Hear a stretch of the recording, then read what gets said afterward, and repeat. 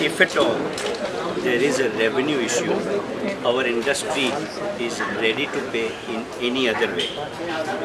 But in past, we have faced major problems during Golconda Act. Entire industry is confused right now. Even in 2012, when excise was imposed, that time also 23 days industry was shut and there was a major impact on industry growth. This time also in 2016, in this financial budget, when excise 1% was introduced, we were shocked. We were shocked really, because we were not expecting that again government will come up with excise rule. And already new rules have come, like TCS. Earlier we used to pay TCS on purchase of 5 lakhs rupees. If it is a cash transaction, then 1% TCS was collected and consumer used to pay.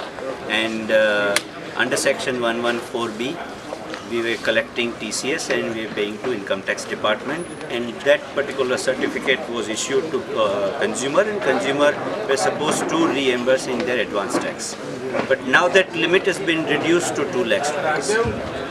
As everyone can understand, in 2 lakhs, the raw material cost is very high. If anyone wants to buy 60 to 70 gram gold, it is very difficult to give PAN card and collect 1% tax. No doubt, we don't mind paying 1%, but 1% is fine, but TCS against PAN card, it is very difficult, because most of the people are not having PAN card.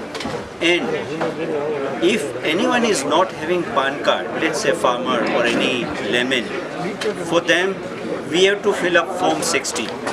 And that Form 60 has become so lengthy and so complicated, it is very difficult for laymen to fill up.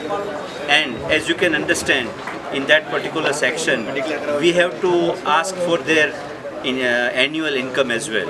No one would like to declare their annual income because it is very personal matter. We are supposed to do KYC on behalf of government, which is a very difficult issue for our industry.